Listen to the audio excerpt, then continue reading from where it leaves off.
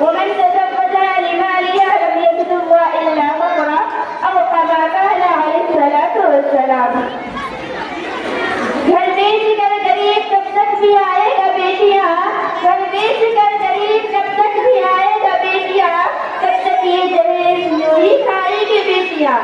ایسا ہی چلن سماج میرا تو ایک دن، ایسا ہی چلن سماج میرا تو ایک دن، پھر سے باپ زندہ دفنائے گا بیٹیاں۔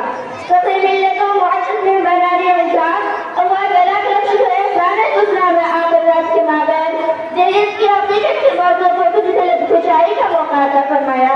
امید ہے کہ آپ حضرات میری باتوں کو غور سماعت فرمائیں گے۔ آپ دنیا پہ ایک نگاہ ڈالیے، لوگوں کی آوازوں کو سنیے، آپ کو ہر طرف سے آواز سنائی دے گی کہ جہیز کی وجہ سے مسلمانوں کے گھر برباد ہو رہے ہیں، لوگوں کے خاندان اتر رہے ہیں، جہیز کی وجہ سے کتنی بہنیں کتنی بیٹیاں نکاح سے دور ہو رہی ہے، جہیز کی وجہ سے والدین کی نیندیں حرام ہو رہی ہے۔ ہمیں معلوم ہونا چاہیے کہ جہیز شریعت ایک بہترین چیز ہے، جہیز ایک ہماری اسلامی رسم ہے، جہیز کا مکالمہ کرنا ایک غریب سمجھت ہے۔ حضرات گرامی قدر سامعین، اسلام میں نکاح کے بعد عورت اپنے خاندان سے مربوط رہتی ہے، بھائیوں بہنوں سے تعلق باقی رہتا ہے، والدین کے متروکہ اعمال اس کو حصہ ملتا ہے۔ جب آپ غور کریں گے تو پتہ چلے گا کہ دوسری مسائل ہے، شادی کے بعد عورت کا اپنے گھر سے اپنے خاندان سے رابطہ ختم ہو جاتا ہے، اس لیے جب لڑکی کو رخصت کیا جاتا ہے کچھ ڈانٹ سے رخصت کیا جاتا ہے۔ بدقسمتی سے مسلمانوں نے غیر اسلامی رسم کو اپنا لیا، حدیث کے لیے کا سلسلہ مسلمانوں پہ چل پڑا ہے، اسلامی تعلیمات اس کی ہرگز اجازت نہیں دے سکتی ہے۔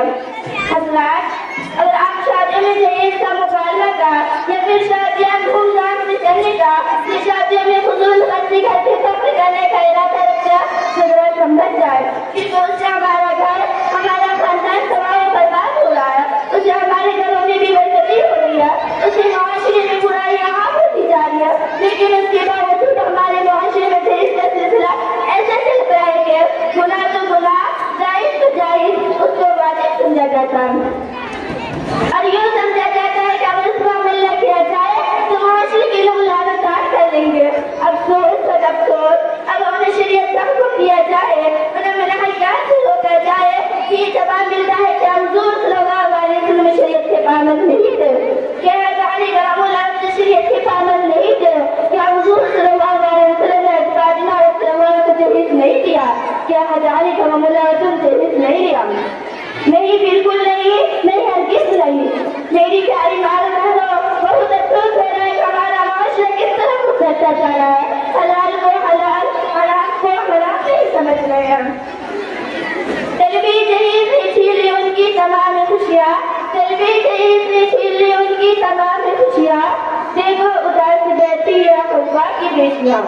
محترم حضرات، آئیے میں آپ کو بتاتی چلوں کہ فاطمہ رضی اللہ عنہا کو رخصتی کے لیے بس دیا جانا والا سامان جائز تھا یا نہیں؟ آپ صلی اللہ علیہ وسلم علی رضی اللہ عنہ کون سا سامان دیا تھا اور انہوں نے کون سا سامان دیا تھا؟ جب آپ غور کریں گے تو پتا چلے گا وہ جہیز نہیں تھا۔ آپ کی ذہن میں سوال گردش کر رہا ہوگا وہ کیا تھا اور اسی وقت کیوں دیا گیا؟ آپ بھی سنتی چاہیے وہ جہیز نہیں تھا، بلکہ حضرت ابو طالب کے انتقال کے بعد حضرت علی رضی اللہ عنہ کی سرپرستی حضرت صلی علیہ وسلم نے کہ چنانچہ شریعت کو گمراہ کرنے والا کوئی نہیں تھا۔ آپ صلی اللہ علیہ وسلم علی رضی اللہ عنہ اپنے ساتھ رکھتے تھے اور ان کی شریعت کا برا خیال کرتے تھے اور ہر طریقے سے دیکھ کرتے، یہاں تک کہ جب علی رضی اللہ جوان ہو گئے تو اپنے صاحبزادے کی نکاح انہیں سے کر دیا اور جب رخصتی کا وقت آیا تو بطور سرپرست سہولت زندگی کے لیے تنخواہ سے ضروری سامان کا انتظام کرنا پڑا۔ محترم سامعین، اس انتظام پر اداس کی سنتے چاہیے کہ آپ سلمان سے علی رضی اللہ عنہ سے نکاح سے پہلے دریافت نہ کرا کیا تمہارے کچھ لچ ہے؟ انہوں نے عرض کیا ایک گھوڑا اور ایک زرہ میرے پاس ہے۔ آپ صلی اللہ علیہ وسلم فرمایا گھوڑا تو تمہاری ضروریات سے سامان ہے، البتہ زرہ بیچ کر اس کی قیمت لے آؤ۔ علی رضی اللہ عنہ عثمان غنی رضی اللہ کا ہاتھ چار سے 80 گھر اپنے زینہ کو فروخت کر دیا اور قیمت لے کے حضور صلی اللہ علیہ وسلم کی خدمت میں حاصل ہوئے۔ اسی وقت آپ صلی اللہ علیہ وسلم بلال انس رضی اللہ عنہ کے والدہ ام سلیم حضرت بلال رضی اللہ عنہ کو بلوایا اور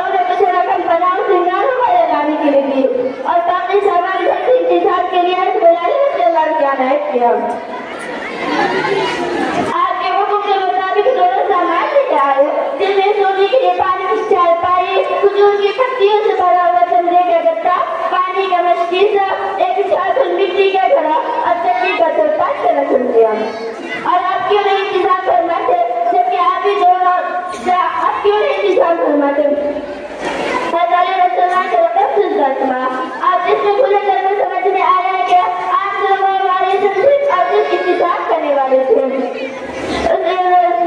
अब ये रोशन की तरह बात आना गई, फातिमा रज़ियल्लाहु को जो सामान किया गया था वो आपकी तरफ से नहीं बल्कि वो जौहर की वक्ती तरफ को मलहूस रखते हुए हज़ारी रज़ियल्लाहु के रकम से इंतजाम करवाया। और ये आप क्यों नहीं इंतजाम करवाते, जबकि आप ही गलत तरफ से मजलिस और बचपन से परवरिश करते चले आए थे। लेकिन क्या आज जो सामान दिया जाता है लड़कों वालों के पास मौजूद नहीं होता? जी हाँ, हर एक के पास मौजूद होता, तो हमें सामान देने की क्या जरूरत है? मालूम हुआ कि इस्लाम में दलील का कोई सबूत नहीं है। मेरी प्यारी बहनों, ये तशरीहात पुकार के कह रही है कि दलील के बारे इस्लामी प्यार और तबीयत संगा इस्लाम से उसका कोई ताल्लुक नहीं है। आप जरा कुरान हदीस को उठा कर देखें तो मालूम होगा कि दलील का मुकाबला करने वालों की मिसाल चोर और चाकू से दी गई है। मेरे बाबा जवाब सबसे तो एक निकाह एक इबादत है। इबादत को इबादत के तरीके से करनी चाहिए, उसका हराम बेचने का बिल्कुल नहीं है। जब शादी आसान ना हो जाएगी तो जीना मुश्किल हो जाएगा, जब शादी मुश्किल हो गई तो जीना आसान हो जाएगा। जैसे कि आजकल दहेज में सिलासियों की वजह से शादियाँ बहुत महंगी हो गई है। तो आज अल्लाह ताला हम सभी को सुन्नत नबी के मुताबिक निकाह करने और दहेज जैसे मलून चीजों से बचने की तौफीक अता फरमाए। आमीन।